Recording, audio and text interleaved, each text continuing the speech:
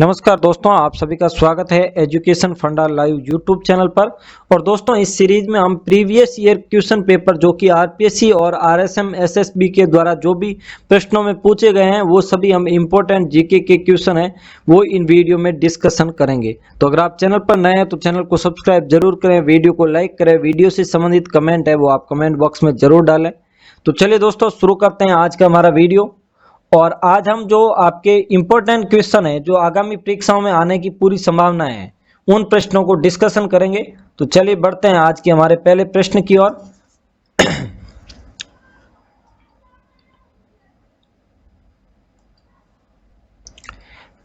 यहां पर आपके पहला प्रश्न है,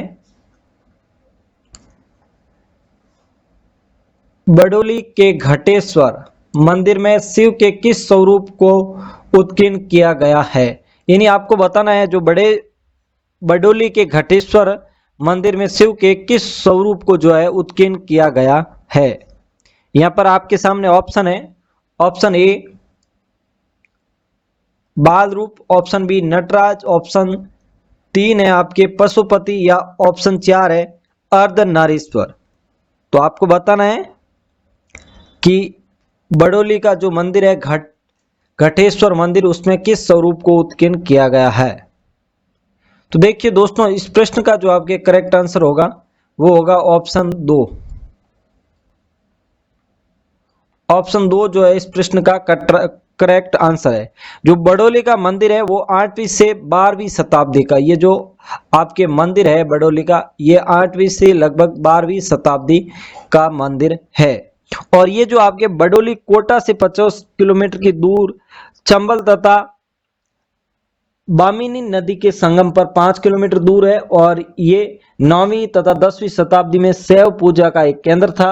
और बडोली के मंदिर में जो है समूह में घटेश्वर मंदिर में शिव के नटराज स्वरूप को विशुद्ध रूप में उत्कीर्ण किया गया है। किस रूप में? नटराज को विशुद्ध रूप में उत्कीर्ण किया गया है। और इन मंदिरों को सर्वप्रथम प्रकाश में लाने का कार्य जो है 1821 में जेम्स टॉड ने किया। कब किया? 1821 में। किसने? James Tod. जो जेम्स टॉड थे उन्होंने इस मंदिरों को जो है प्रकाश में लाने का काम जो है किया है। तो बडोली के जो घटेश्वर मंदिर में शिव के नटराज स्वरूप की जो है उत्कीर्ण किया गया है। तो चलिए बढ़ते हैं अगले प्रश्न की ओर। अगला प्रश्न है आपके चंद्रमयूख के लेखक कौन है। ऑप्शन 1 है आपके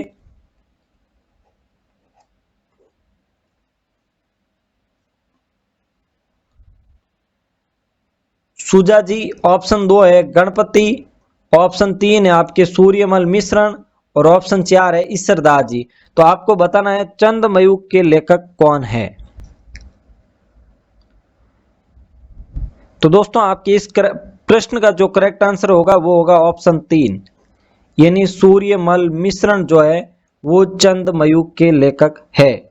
और सूर्यमल मिश्रण जो थे वो राजस्थान के हाड़ा शासक महाराव राम सिंह के प्रसिद्ध दरबारी कवि थे। और उनके सबसे प्रसिद्ध रचना है वो वंश भास्कर है, जिसमें बूंदी के चौहान शासकों का इतिहास है।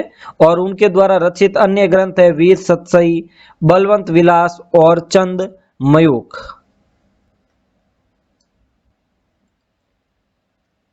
तो इनकी जो वंश भास्कर है सूर्यमल मिश्रण की, इससे संबंधित कई बार प्रश्न पूछे जा चुके हैं। वंश भास्कर जो कि किन की है वो है आपके सूर्यमल मिश्रण की। चलिए दोस्तों बढ़ते हैं अगले प्रश्न की ओर। अगला प्रश्न है आपके क्वेश्चन नंबर 3। वर्ष 1903 में दिल्ली में आयोजित शाही दरबार में भाग नहीं लेने वाला राजपूताना का राज्य था। तो आपको बताना है 1903 में जो आपके दिल्ली में आयोजित हुआ था शाही दरबार, उसमें कौन सा शासक था या जो राजपूताना का राज्य था जो कि 1903 में दिल्ली में आयोजित शाही दरबार में भाग नहीं लिया। ऑप्शन 1 है यहाँ पर आपके बीकानेर, ऑप्शन 2 है मेवाड़, ऑप्शन 3 है सिरई और ऑप्शन 4 है आपके सामने कोटा। तो ये प्रश्न है जो आपके कई बार एग्जाम में पूछा जा चुका है और आप सभी जानते हैं ये बहुत इंपॉर्टेंट क्वेश्चन है। तो ये जो आपके इसका प्रश्न का करेक्ट आंसर होगा वो होगा आपके ऑप्शन नंबर 2, यानी मेवाड़ के शासक जो फतेह सिंह थे, महाराणा फतेह सिंह उदयपुर के, उन्होंने 1877, 1903 और 1911 में आयोजित जो दिल्ली दरबार में शामिल नहीं हुए वो एकमात्र शासक थे। तो कौन थे? फतेह सिंह। इसका आपके उस समय शासक थे फतेह सिंह उदयपुर के, जिन्होंने आपके 1877,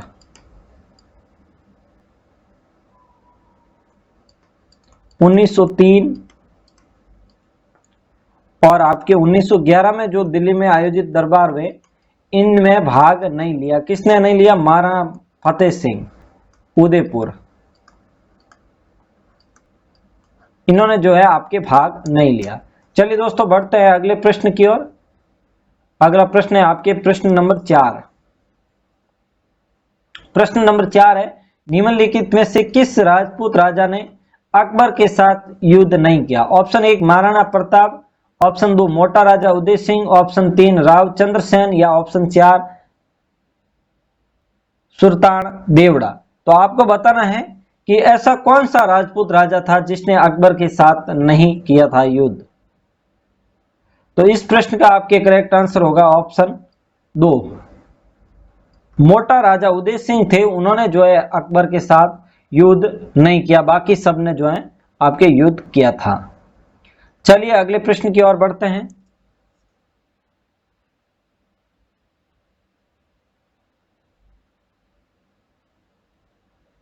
अगला प्रश्न है आपके, नेहड़ी, कठेर और राठी किस बोली के रूप है? Option 1 Mewati, option 2 Hadoti, option 3 Mewari या ऑप्शन 4 बागड़ी। तो आपको बताना है नेहड़ी, कठेर और राठी है वो किस बोली के रूप है। तो दोस्तों इस प्रश्न का आपके करेक्ट आंसर होगा ऑप्शन 1 यानी मेवात या मेवाती जो क्षेत्र है वहां पर जो मेवाती बोली है उनमें नेहड़ी, कठेर और राठी बोली के जो हैं रूप है। चलिए अगले प्रश्न की ओर बढ़ते हैं। अगला प्रश्न है आपके क्वेश्चन नंबर 6, महाराणा प्रताप के समय में चावड़ में चित्रित प्रसिद्ध कृति है, यानी आपको बताना है कि महाराणा प्रताप के समय में जो चावड़ में चित्रित जो प्रसिद्ध कृति है वो कौन सी है। ऑप्शन 1 ढोला मारू, ऑप्शन 2 पिछवई, ऑप्शन 3 रागमाला या ऑप्शन 4 रामायण। तो देखिए दोस्तों इस प्रश्न का तो आपके करेक्ट आंसर होगा ऑप्शन 1 6 में ढोला मारू। ऑप्शन 1 जो है इस प्रश्न का करेक्ट आंसर है। तो आपकी जो चावंड उदयपुर शैली है वो महाराणा प्रताप के समय जो 56 की पहाड़ियां स्थित राजधानी चावंड से मेवाड़ तक चित्रकला है वो प्रारंभ हुई और नसीरुद्दीन ने ढोला मारू का चित्र बनाया था। तो ये प्रश्न भी पूछा जा सकता है किसने बनाया, तो ये थे आपके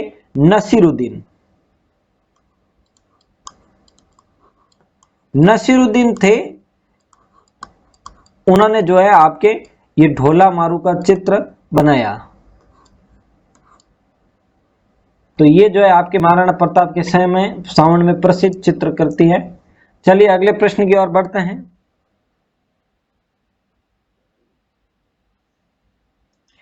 अगला प्रश्न है आपके, भील नृत्य गौरी में लोक भाषा में कविता बोलने वाला पात्र है। तो आपको बताना है कि जो भील नृत्य है गौरी उसमें जो लोक भाषा बोलता है उस पात्र को क्या कहा जाता है। ऑप्शन 1 भोजाई, ऑप्शन 2 नट, ऑप्शन 3 झामटिया या ऑप्शन 4 राया।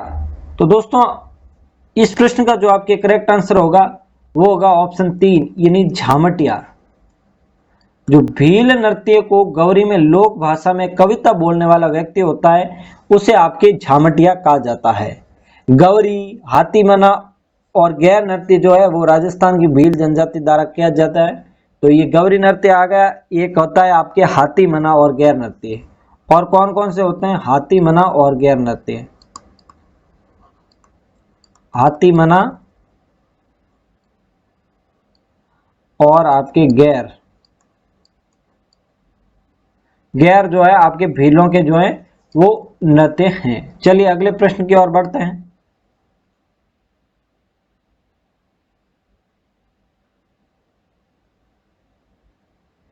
अगला प्रश्न है आपके यहाँ पर, राजस्थान यूनियन बनाने के उद्देश्य से किस राज्य के शासक ने 25 और 26 जून 1946 को राजाओं का एक सम्मेलन बुलाया? ऑप्शन 1 उदयपुर के महाराणा भूपाल सिंह, ऑप्शन 2 कोटा के महाराव भीम सिंह, या ऑप्शन 3 डूंगरपुर के महाराव लक्ष्मण सिंह, या जयपुर के महाराजा मान सिंह। तो इनमें से कौन था जो राजस्थान यूनियन बनाने के उद्देश्य से किस राज्य के शासक ने जो है 25 से 26 जून 1946 को राजाओं को एक करने के लिए सम्मेलन बुलाया? तो इस प्रश्न का आपके करेक्ट आंसर होगा ऑप्शन 1।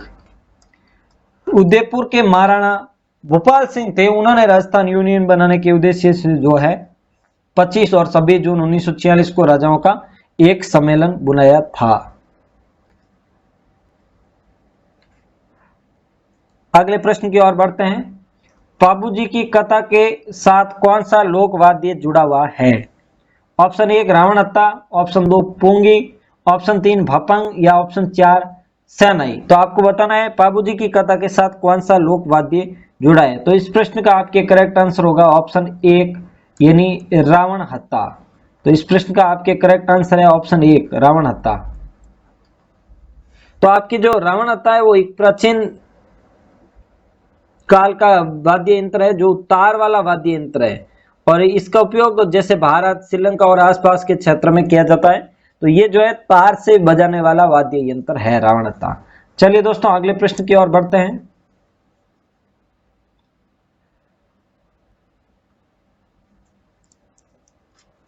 अगला प्रश्न है 1897 में बिजोलिया के बैरिसाल गांव के किन प्रतिनिधियों ने उदयपुर के महाराणा से भेंट की? ऑप्शन 1 हीरा लाल पटेल और तेज सिंह, ऑप्शन 2 पंडित ब्रह्मदेव और फतेहकरण, ऑप्शन 3 नानक जी पटेल और ठाकरी पटेल, ऑप्शन 4 साधु सीताराम दास और विजय सिंह। तो आपको बताना है कि 1897 में बिजोलिया के बैरिसाल गांव के निकट जो है प्रतिनिधियों ने उदयपुर के महाराणा से भेंट की। इनमें कौन कौन से प्रतिनिधि थे?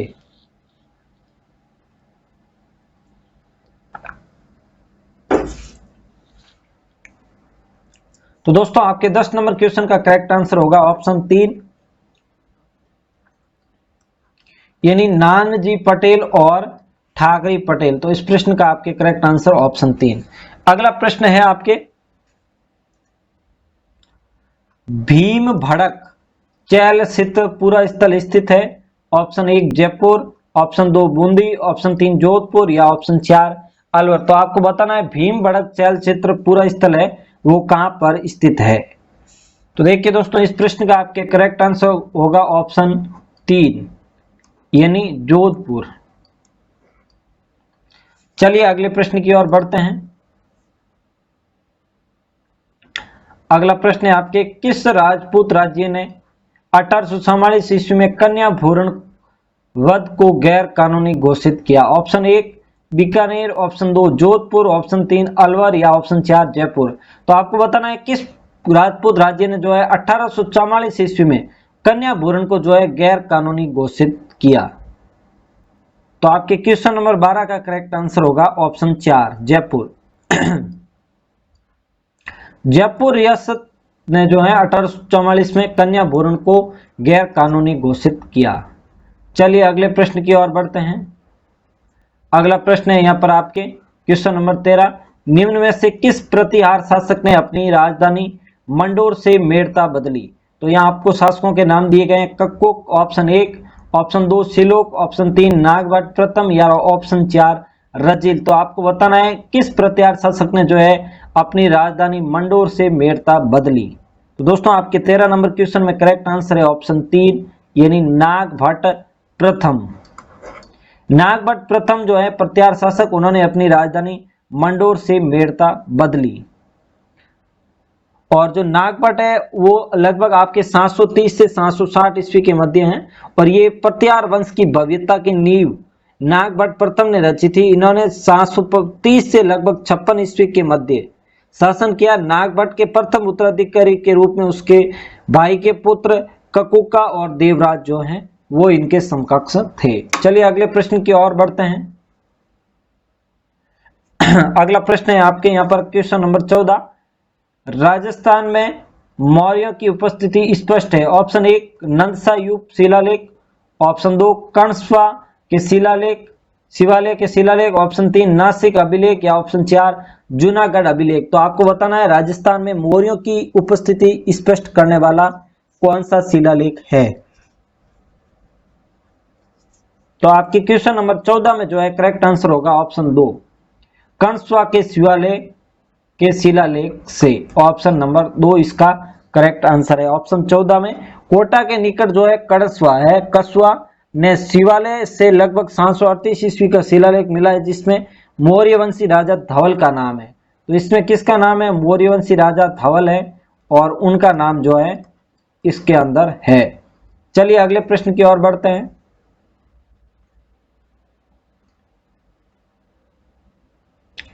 प्रश्न है आपके क्वेश्चन नंबर 15, बूंदी दुर्ग में रंगविलास नामक चित्रशला का निर्माण किस शासक के काल में हुआ? Option 1 Rao Arjun Hada, option 2 Maharao Budh Singh, option 3 Rao Bairisal, option 4 Maharao Umed Singh. तो आपको बताना है बूंदी दुर्ग में जो है वो रंगविलास नामक चित्रशला का निर्माण है वो किस शासक के काल में हुआ? तो इस प्रश्न का करेक्ट आंसर होगा आपके ऑप्शन 4 महाराव उमेद सिंह। चित्रशला बूंदी में उमेद किले का जो है हिस्सा है और जिसके नाम इसके संरक्षक राव उमेद, जिन्होंने इसको 18वीं शताब्दी में बनवाया था, इनके नाम पर रखा गया है। अगले प्रश्न की ओर बढ़ते हैं। क्वेश्चन नंबर 16,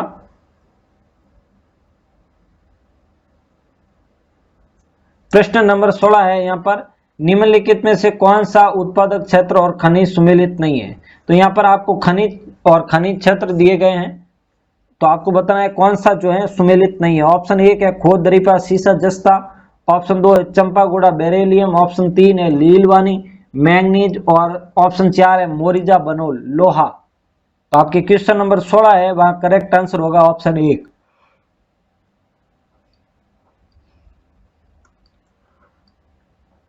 यानी जो खोद दरीबा है ये आपके अलवर जिले का एक प्रमुख तांबा खनन क्षेत्र है, जबकि यहां लिखा हुआ है सीसा और जस्ता, जबकि ये किसका क्षेत्र था? ये आपके तांबा उत्पादन का क्षेत्र था। और जो जिप्सम बेराइड तांबे के लिए प्रसिद्ध खोद दरीबा क्षेत्र राजस्थान के अलवर में स्थित है।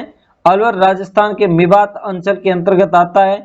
अलवर का प्राचीन नाम जो है साल्वपुर था और अलवर को राजस्थान का सिंह द्वार भी कहा जाता है। तो अगले प्रश्न की ओर बढ़ते हैं। अगला प्रश्न है क्वेश्चन नंबर 17, राजस्थान के किस क्षेत्र में उपोष्ण कटिबंधीय सदाबहार वन पाए जाते हैं? ऑप्शन 1 कुंभलगढ़ के चारों ओर, ऑप्शन 2 सिलीसैट के चारों ओर, ऑप्शन 3 माउंट आबू के चारों ओर या ऑप्शन 4 नाग पहाड़ों के चारों ओर। तो आपको बताना है राजस्थान के किस क्षेत्र में जो है उपोष्ण कटिबंधीय सदाबहार वन पाए जाते हैं। तो इस प्रश्न का आपके दोस्तों करेक्ट होगा ऑप्शन 3। अगले प्रश्न की ओर बढ़ते हैं दोस्तों।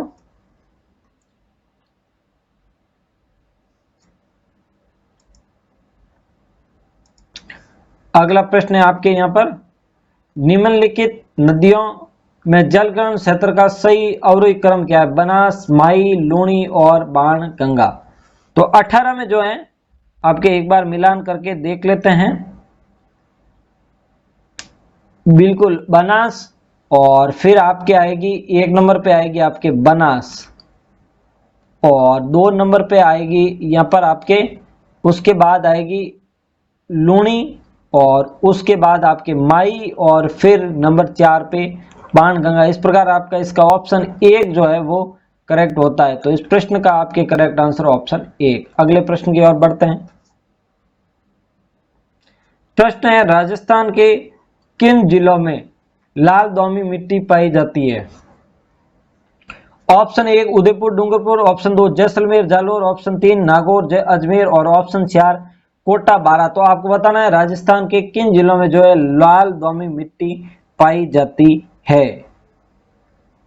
जो इस प्रश्न का आपके करेक्ट आंसर होगा ऑप्शन 1, यानी उदयपुर और डूंगरपुर राजस्थान के जिलों में जो है लाल दोमट मिट्टी लाल मिट्टी पाई जाती है। अगला प्रश्न की ओर बढ़ते हैं। ये आपके काफी बड़ा क्वेश्चन भी है।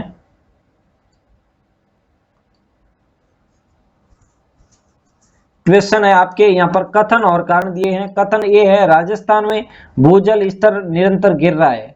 आर में कारण दिया गया है वर्षा की कमी तथा अत्यधिक भूजल दोहन इसके लिए उत्तरदायी है। ऑप्शन ए असत्य है लेकिन आर सत्य है। ऑप्शन 2 ए और आर दोनों सही है किंतु आर ए का सही स्पष्टीकरण नहीं है। ऑप्शन 3 ए सत्य है लेकिन आर असत्य है। ऑप्शन 4 ए और आर दोनों सही है और आर ए का सही स्पष्टीकरण है। इस प्रश्न का जो आपके करेक्ट आंसर होगा वो होगा ऑप्शन 4 यानी ए और आर दोनों सही हैं तथा आर ए की सही व्याख्या करता है, स्पष्टीकरण दिया गया है। तो ये आज जो अपने 5 जो आपके 20 जो मोस्ट इंपोर्टेंट क्वेश्चन थे प्रीवियस ईयर पेपर के वो आज की इस वीडियो में हमने डिस्कशन किए। आगे आने वाले पार्ट्स में हम इससे आगे और नए क्वेश्चन डिस्कशन करेंगे जो आपके पहले परीक्षा के पेपरों में पूछे जा चुके हैं। और ये सीरीज शुरू करने का हमारा उद्देश्य है कि बहुत बार प्रश्न है वो आपके रिपीट होता है, तो आप अगर इन प्रश्नों को निरंतर देखते रहेंगे जो आपके पहले परीक्षाओं में पूछे गए हैं तो आपको Rajasthan GK, history, geography, polity इन सब्जेक्ट में इतनी माथापच्ची करने की जरूरत नहीं होगी। आप प्रीवियस ईयर के पेपरों से जो पढ़ने का जो ढंग है वो चेक कर सकते हैं, पेपर का पैटर्न देख सकते हैं, किस प्रकार के प्रश्न पूछे जाते हैं ये सब देख सकते हैं। और इस वीडियो से संबंधित आपका कोई सुझाव है तो वो आप कमेंट बॉक्स के माध्यम से कमेंट करके हमें जरूर बताइए। धन्यवाद दोस्तों, आज की इस वीडियो में इतना ही। हमारी फिर मुलाकात होगी एक नए वीडियो में, तब तक के लिए जय हिंद, जय भारत, धन्यवाद।